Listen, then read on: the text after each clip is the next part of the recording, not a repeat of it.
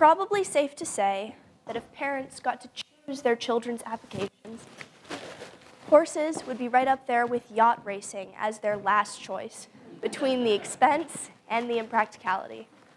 But some things are just beyond anyone's control. I have been in love with horses for as long as I can remember.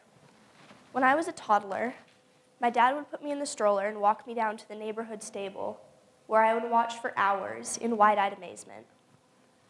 When I was 18 months, I took my first pony ride at the county fair, and there was no going back. I was hooked. I would have to wait another year before I could take my first lesson on a sweet little pony named Silver. There's only one thing I can remember asking for Christmas and most birthdays from the time I could talk: my very own pony. Even then, I understood that it was shooting for the moon and that it would probably never happen for the same reason that most little girls don't have their own pony. But some dreams die hard. Then, one day, as luck would have it, my softball coach, well aware of my passion, introduced me to his mother, Andy, who kept 3 horses at a little red barn by the Carmel River. We immediately hit it off, being kindred spirits, and I began spending all of my free time at the barn helping her muck stalls, equestrian parlance for shoveling manure. As a reward, she would sometimes let me ride her Icelandic Peruvian Paso mix named Paco. Because he hadn't been ridden in a while, he was the most stubborn, obstinate little pony I have ever encountered, and it was love at first sight, giving my parents the concern that I might have bad boy issues.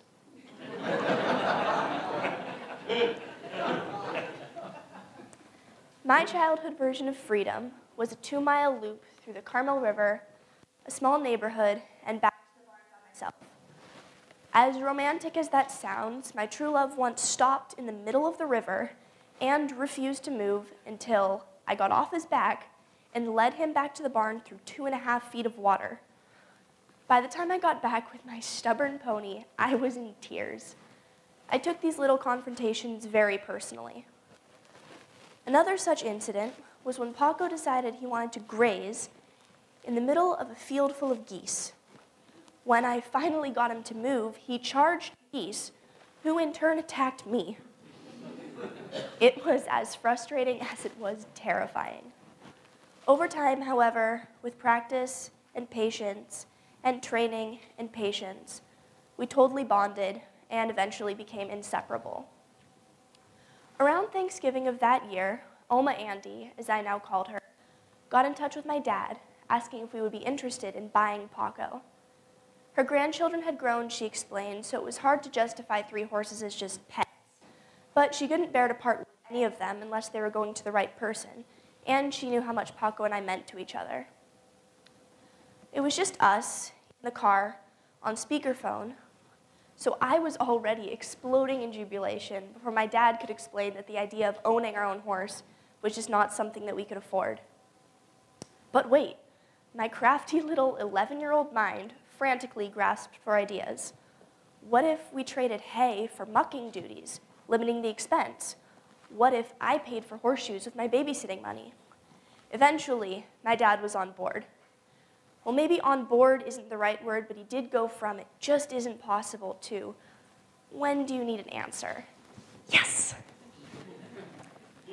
There was still, it went without saying, the number one seemingly insurmountable obstacle standing between me and my majestic steed. The total gravity of this overwhelming hurdle was summed up in one word, as my dad and I looked at each other and simultaneously whispered, "Mama."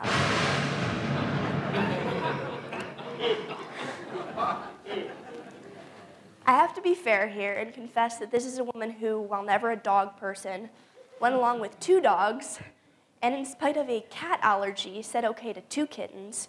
So with the hamsters and the goldfish and the rabbit, my sister and I were already pushing our luck with the 6 chickens we had recently added to the household. In other words, this was not going to be easy. After many hours of serious deliberation, I noticed a little smile on my dad's face. "You know," he said, with a familiar twinkle in his eye, "if we bought Paco as a Christmas present for Mama, I completed his thought by saying, how could she say no? I admit it was a little devious, but we did have a backup plan in place just in case. But as it turns out, when Mama saw little Paco on Christmas morning with a Santa hat on his head, she got over her initial shock and grew to love riding Paco and exploring the hills as much as I did. In fact, when she came back from her first day of riding with Oma Andy, the first words out of her mouth were, "That was one of the best days of my life." For the next couple years, it seemed like every day I spent with Paco was the best day of my life. Whether it was riding him through the hills or just standing with him in the rain to keep him company, there is no way to describe the connection we have. How happy he'd be to see me, the way he would look at me with his big brown eyes and seem to know what I was thinking.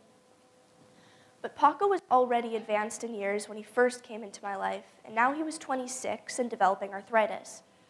We had to give him medicine for his joints after every ride.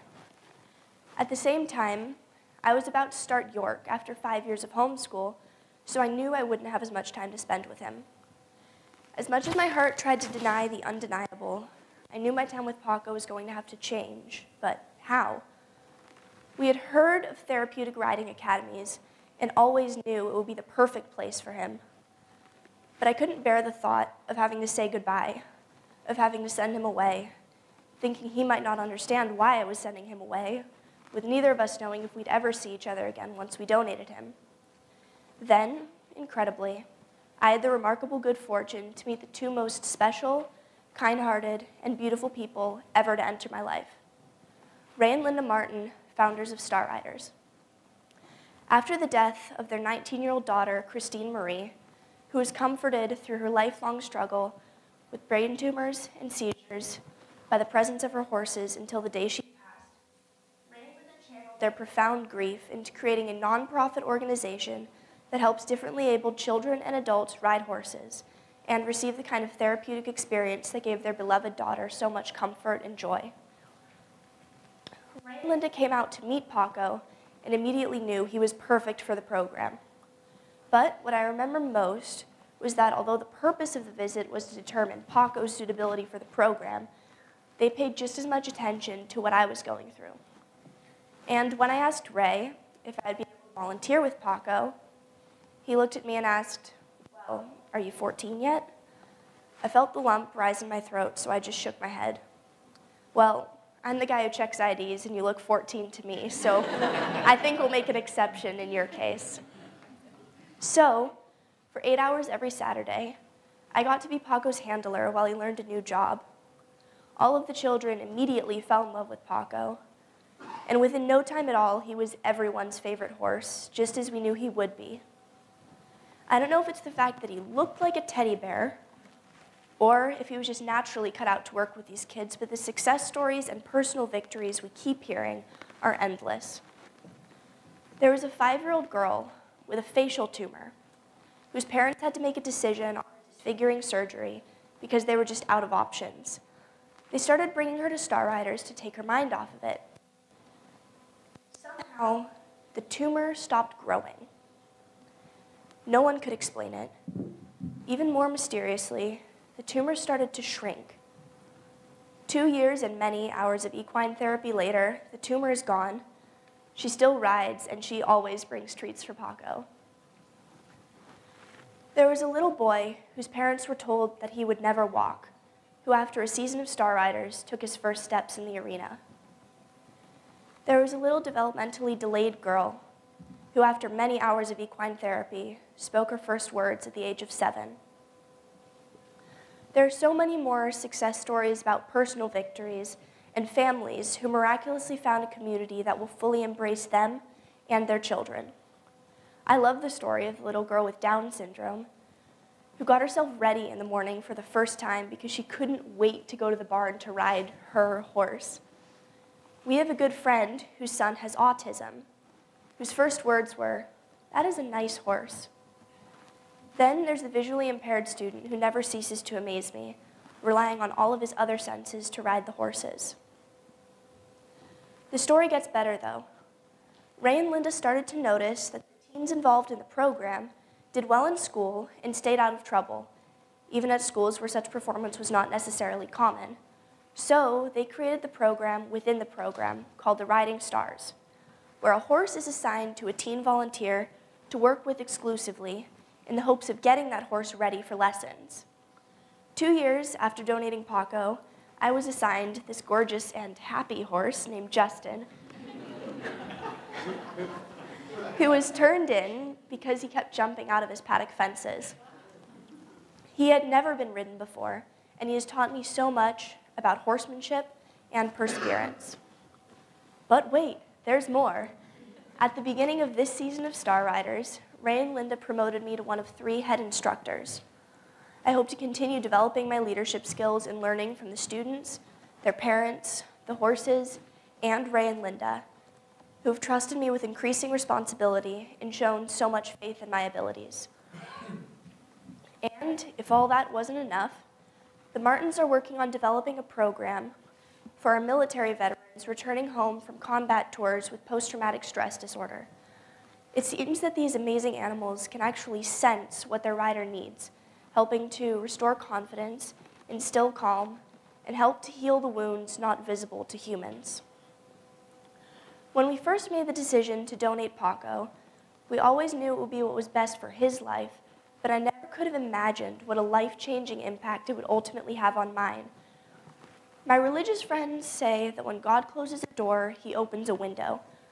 Others talk about the stars aligning in just the right way. I have no idea how to explain how it all worked out, but all I know is Ray and Linda are like my grandparents. The volunteers and riders are like my family, and I am so indescribably grateful to be just a small part of an organization that brings so much joy to so many. Throughout all of this, one of the many lessons I have learned is that when you make a decision that was initially for the benefit of others, it can end up enriching your life in ways beyond your imagination. Thank you.